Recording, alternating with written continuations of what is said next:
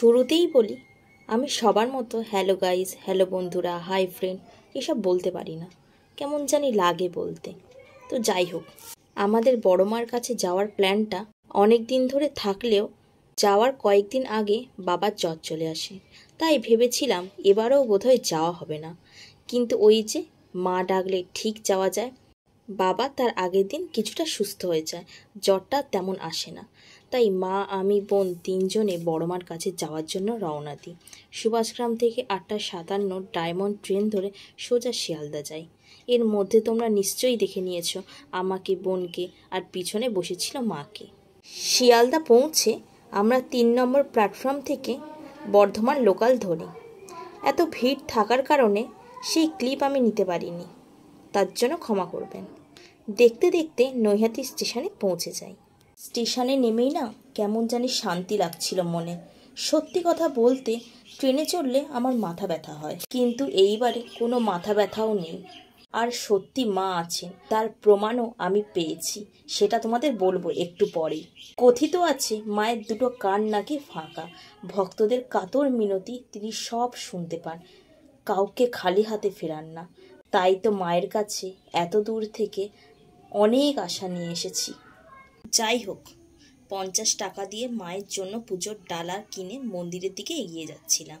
আমি ক্যামেরা ধরে রাখছিলাম, আর আমার বোন ডালা নিয়ে এগিয়ে যাচ্ছিল, আর আমাদের মা আমাদের মাথায় ছাতা ধরেছিল।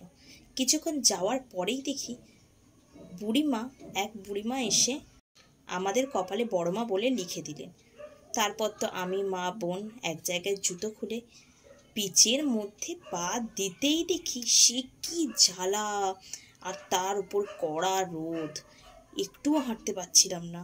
মনে মনে শুধু মাকে বলতে লাগলাম, এত গরমে অনেক দূর থেকে কষ্ট করে এসেছি মা, তুমি ফিরিয়ে দিও না। সত্যি বলছি, বিশ্বাস করো। তোমরা বিশ্বাস করবে না কি জানি না, আমাদের পায়ে আর কোনো তাপই অনুভব হচ্ছিল না। ফোসকা তো অনেক দূরের কথা। লাইনে দাঁড়িয়ে দেখলাম কাঠ ফাটা গরমে একজন নাক্ষর দিচ্ছে। কত মানুষ মায়ের দরজায় কাঁদছে ধরে, নিজেদের কষ্টের কথা বলছে। ওটা একটা শান্তির জায়গা। যতই লাইন পড়ুক না কেন, কষ্ট বলে মনেই হবে না। এই যে আমরা মায়ের মন্দিরের ভিতরে ঢুকছি, মনে মনে কেমন যেন একটা হচ্ছে, উৎসাহ কাজ করছে। এই তো বড় মাকে নিজের চোখে দেখার কত শখ ছিল আমার, আজ দেখে মন প্রাণ জুড়িয়ে গেল।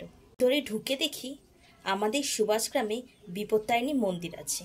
অনেক দূর থেকে লোকজন আসে মাকে দেখার জন্য।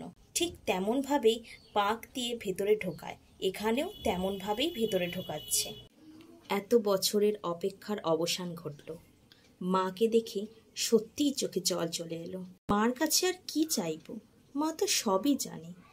একটা জিনিস খুব খারাপ লাগলো, ওখানে ভগবানকে নিয়েও এরা ব্যবসা শুরু করে দিয়েছে।